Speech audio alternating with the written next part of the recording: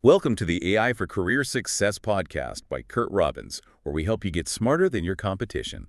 This is episode 146. I'm Fred, and joining me today is Daphne, the expert voice who helps us cut through the noise and synthesize the key insights from the source material. It's great to be here. Our producer, Curt Robbins, actually suggested we tackle what might be the most ambitious topic in tech today. Right. Not just how AI works now, but where it's actually headed. Yeah. The real trajectory toward artificial general intelligence, or AGI. Exactly. And to get a handle on that, we're drawing from one of the architects of the modern AI era, Demis Hassabis, the CEO of Google DeepMind. Our source is excerpts from the transcript of a video called The Future of Intelligence from the Google DeepMind YouTube channel. And this discussion really gets into the core scientific questions that are going to define the next, 5 to 10 years of AI? Yeah. Which means they're going to fundamentally change your job, your entire career. No question. Okay, so let's unpack this. We're not just talking about small improvements here. This is a leap from, advanced chatbots to systems that could rewrite the rules of science itself. Hassabis lays out DeepMind's strategy as a 50-50 split. Right. Half their effort goes to scaling up existing models, making them bigger, faster. But the other half, that's where the real bet is. The 50% on pure innovation. He calls it the pursuit of the root node problem. It's a fantastic concept. The idea is to use AI to unlock these foundational scientific breakthroughs. You solve one of those, a root node, and the downstream benefits for humanity they branch out exponentially. And this isn't just a theory, right? They have a proof of concept. A huge one. AlphaFold. It basically solved the protein folding problem, which was, one of biology's greatest challenges for decades. We're coming up on its 5-year anniversary for AlphaFold 2. So that proved AI could tackle these massive generational problems. It created entirely new knowledge, allowing scientists to pursue things that were impossible before, and now they're chasing new root nodes. A couple really stand out for their career and economic relevance. Material science is one. They're looking at revolutionary materials, things like room temperature superconductors or better batteries. But the one with probably the biggest potential for every single professional is fusion energy. This is the holy grail. Oh. DeepMind recently deepened its partnership with Commonwealth Fusion to try and accelerate a viable tokamak reactor. For anyone unfamiliar, a tokamak is basically this donut-shaped magnetic bottle designed to contain the superheated plasma where fusion happens. An incredibly unstable, complex plasma. Exactly. And they're using AI to help control it, to manage those magnetic fields, and to design materials that can actually withstand that insane heat. And if they crack it, if we get reliable modular fusion reactors, we're talking about virtually unlimited, clean, and extremely cheap energy. Potentially near free. And that's not just an environmental win, it's an economic disruptor on the scale of the steam engine. Think about the doors that opens for careers. Well, yeah, if energy is almost free, the cost constraint on countless industries just evaporates. Hassabis mentions things like massive desalination plants solving global water scarcity. Or even crazier, you could separate seawater into hydrogen and oxygen. Rocket fuel. Rocket fuel. It takes a ton of energy to do that now.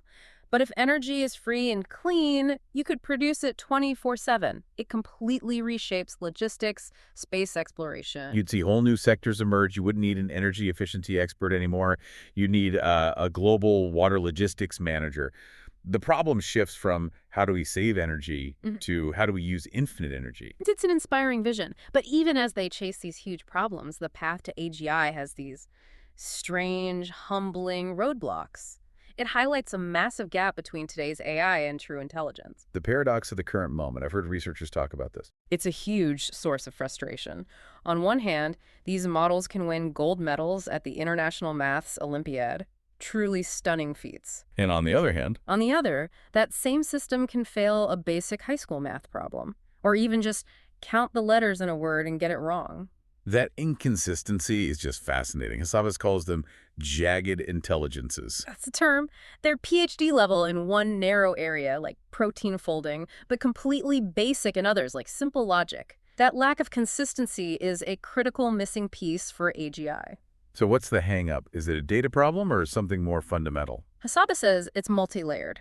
They're tackling a few missing ingredients. First is just that, consistency. Fixing those basic errors in logic and math. Second is better reasoning. Right. Systems can use thinking time to sort of reflect on an answer, but they're only about halfway there in using that time reliably to double-check their own work. And the third missing piece, online learning. hmm Today's models are static. They're trained, then released. They don't keep learning from the world like a person does every day. That continuous self-improvement loop is vital.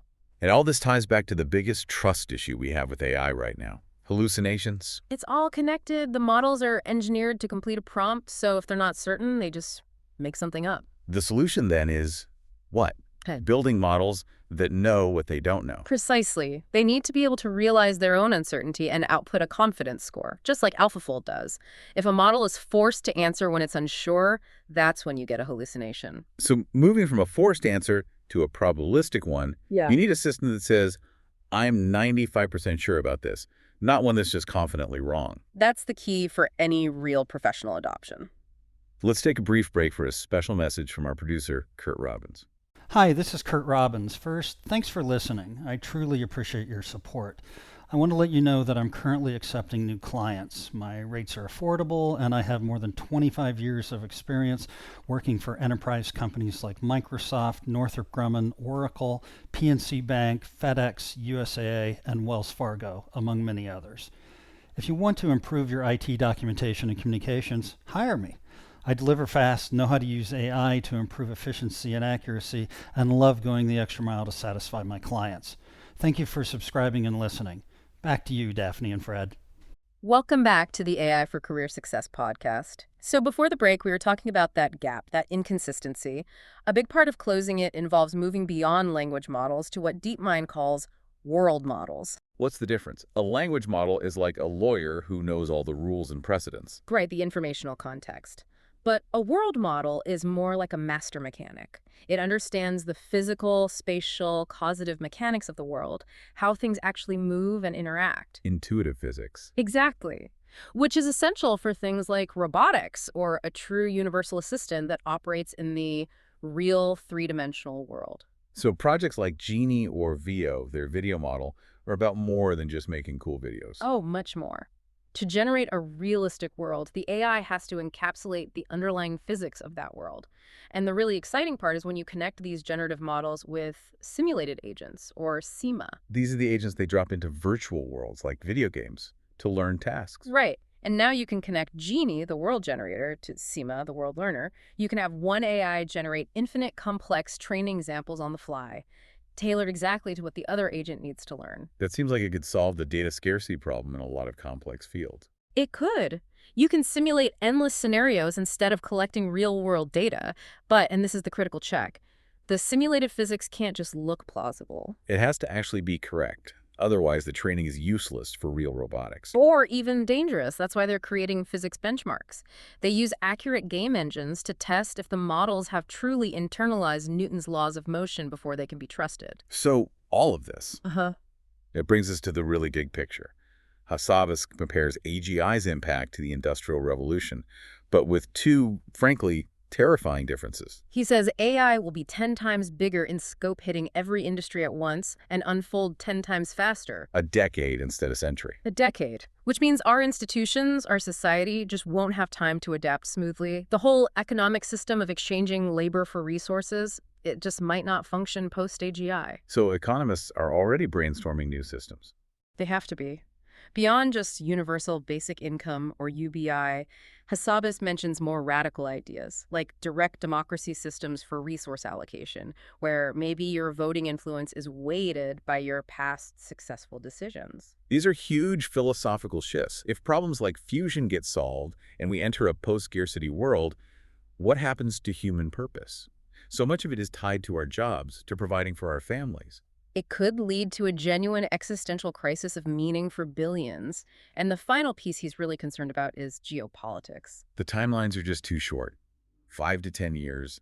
Governments and international bodies just aren't moving fast enough. The capitalist competition is ferocious, which drives innovation, but we desperately need international cooperation to ensure these things are deployed responsibly. The stakes are just too high. It all comes back to a really profound philosophical question that seems to be driving all this science.